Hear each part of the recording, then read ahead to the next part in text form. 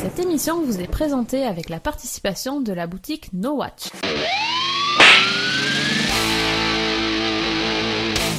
Salut à tous et bienvenue dans Slap, le podcast qui claque pour ne rien rater de l'actu des séries. Cette semaine, Slap saute dans le temps et remonte à l'époque des gladiateurs bodybuildés, vous parle d'un détective du 19e siècle qui s'est bien modernisé et s'intéresse à des dossiers vieux de plusieurs années.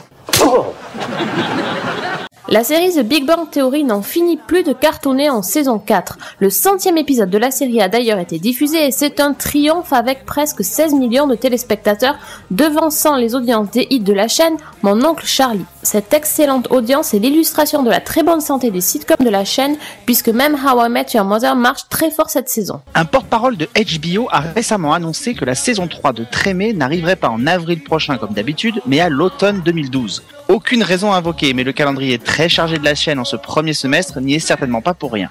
La guerre serait-elle déclarée entre CBS et la BBC ? Eh bien, il y a de fortes chances en tout cas suite à l'annonce de la mise en route d'une série baptisée Elementary et qui sera une version moderne de Sherlock Holmes qui prendra place à New York. Un projet qui vient se placer en concurrence directe avec la série Sherlock écrite par Steven Moffat et produite par Sue Vertue. Cette dernière a d'ailleurs déclaré qu'elle était inquiète par cette annonce et que même si l'idée de moderniser Sherlock Holmes ne leur appartient pas, elle veillera à ce que la nouvelle série de CBS ne leur emprunte pas des éléments visuels qui ont été créés par eux. Profitons-en pour annoncer que la série Sherlock s'est vue commander une 3e saison. Après un épisode spécial Michael Jackson, la série Glee proposera en avril prochain un épisode spécial hommage au Saturday Night Fever, durant lequel des chansons des Bee Gees seraient reprises. Et, cerise sur le gâteau, il se murmure même que John Travolta lui-même pourrait faire une apparition dans la série et ainsi faire une chorégraphie avec le personnage de Finn. Qui a dit que ça allait être dur car il n'a pas le même physique que dans les années 70 ? Quelle bande de mauvaises langues vous faites ? I can always block the blow, or I can counter it with it.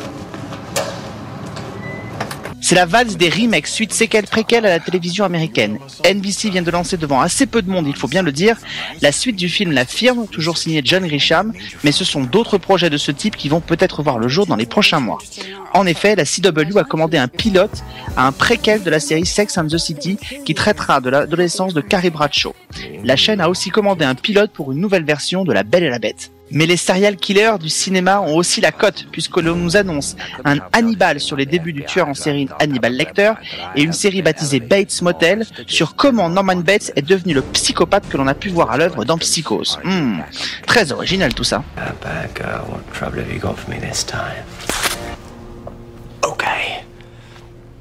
France 2 va enfin diffuser la 7e et dernière saison de Cold Case. Vous pourrez revoir Lily Rush et son équipe tous les lundis soirs en prime time à partir du 30 janvier.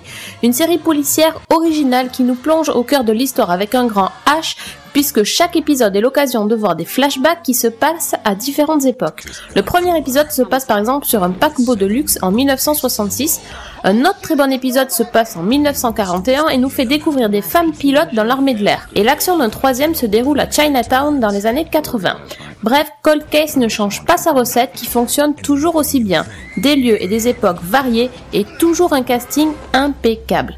La saison commence par la résolution du cliffhanger de la saison 6 où Lily a failli mourir noyée. Elle devient alors obsédée par son agresseur. Les scénaristes ont aussi décidé pour la dernière saison d'étoffer les histoires personnelles des inspecteurs. Lily continue sa romance cachée avec Sacardo et vit toujours une relation très compliquée avec son père.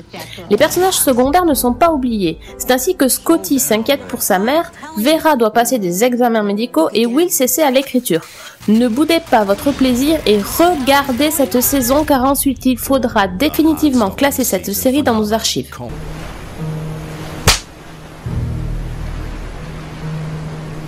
Cette semaine, on s'intéresse à un gladiateur qui n'a pas voulu se soumettre aux Romains. Je veux bien sûr parler de Spartacus, dont la saison 1 sort en DVD et Blu-ray dans une version non censuré, il faut bien le préciser.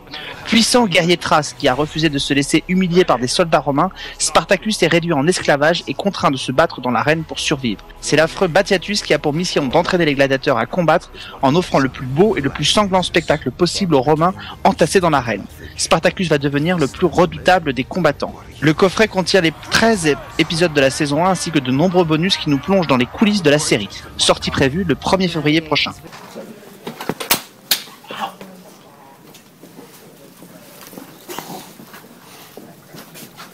Christian Camargo, qui avait incarné le tueur au camion frigorifique dans la saison 1 de Dexter, va faire appel au service d'Alicia Florrick de The Good Wife dans un prochain épisode qui est prévu pour mars. L'acteur incarnera un réalisateur de documentaire dont le dernier volet porte sur le thème du suicide et qui aurait déclenché le passage à l'acte d'une jeune fille. Theo Rossi, qui incarne Juice dans Sons of Anarchy, va arriver dans Alcatraz. L'acteur, qui est rempli de tatouages, vient de décrocher un rôle de guest star dans un épisode de la première saison de cette nouvelle série produite par J.J. Abrams.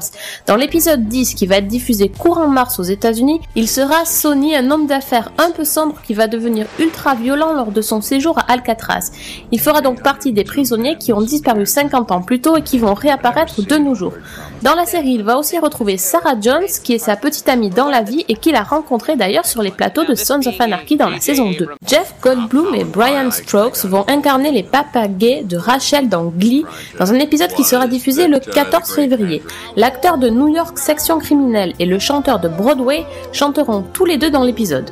Dans un épisode de Parks and Recreation qui sera diffusé au printemps sur NBC, Sean Hayes, le fameux Jack de Will and Grace, campera un journaliste télé qui décroche une grande interview de Leslie qui va très mal se passer. Steve Buscemi de Boardwalk Empire est de retour dans 30 Rock. Il va reprendre son rôle de Len Wozniak, le détective privé, et en plus, il va réaliser l'épisode. Il interviendra après que Jack, alias Alec Baldwin, se fait voler en pleine rue. Jack va lui demander son aide pour créer une police privée chargée de protéger les riches. Victor Garber, le père de Sydney Bristow dans Alias, va jouer dans la saison 3 de The Big Sea qui va débuter en avril sur Showtime. Il jouera un homme qui va causer des ennuis à Sean.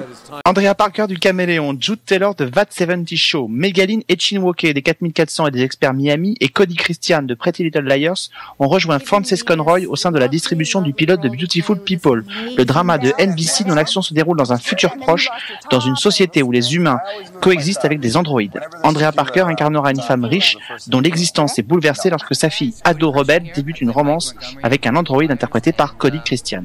L'équipe de True Blood vient de recruter un nouveau vampire pour la 5e saison. Un vampire interprété par Christopher Heyerdahl, un comédien bien connu du public puisqu'il a déjà officié dans Twilight où il incarnait l'inquiétant Marcus. À la télévision, il est aussi le fameux Suédois dans la nouvelle série d'AMC, Hell on Wheels.